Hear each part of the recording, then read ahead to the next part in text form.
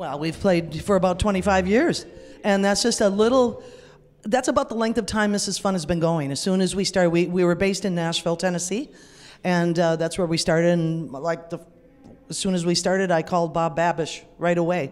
So we came up from Nashville to do it, even though we're both from here. So that's how that started, and we've been playing it ever since. This stage is like our favorite, the Johnson Controls. But really, with Summerfest, you know, there's a lot of gratitude about even having a spot on it. We don't take it for granted every year. I've got colleagues and peers and friends that are professional musicians who don't get a spot because, you know, so many bands want one.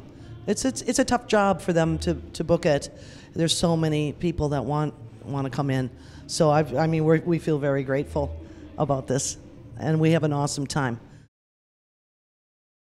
I'll go back to 7th grade and the summer drum class that I enrolled in because I was very musically inclined. So obviously, you know, I was playing lots of different instruments but wanted to play drums. So enrolled in the summer class, and about like 3 weeks later, Kim joined in. And at that time, you know, we were the only girls in the class. So the teacher said to Kim, go, you know, sit next to Connie and she'll tell you the first what you've missed. So then we just played together the whole summer in drums. And then she just exploded. And she's a phenomenal drummer. And that's the reason why we can do Mrs. Fun. It's just the two of us. But she's extremely melodic and full throttle drummer. So, and has been written up in Modern Drummer magazine like a half a dozen times, if not more.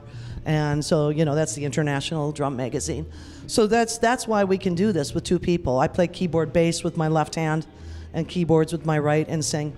So that's how we initially met. But, you know, fast forward 25 years more, and this is where we are now.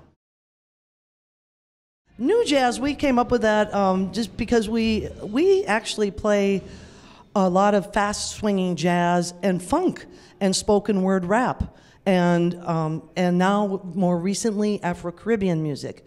So the new jazz, just, you know, that is the new jazz. The new jazz is a blend of flavors of various other art forms. It's not necessarily as pure as it was, like, say, you know, in the bebop era, or that, you know, thanks to Miles Davis, who started introducing really heavy-duty funk, you know, to his straight-ahead combos in the early 80s, and where you get Star People and We Want Miles and all that stuff started making, you know, musicians know they could blend different styles, and it's still considered jazz. So we just said new jazz, you know, NU.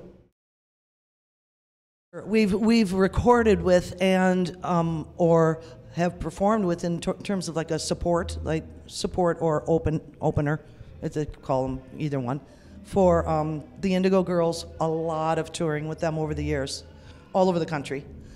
We do various legs, a southwest leg, a northeast leg, whatever. And then we met Jim Rooney there, the brilliant Jim Rooney, who produced our first CD, who played with the Everly Brothers, and tour managed Thelonious Monk.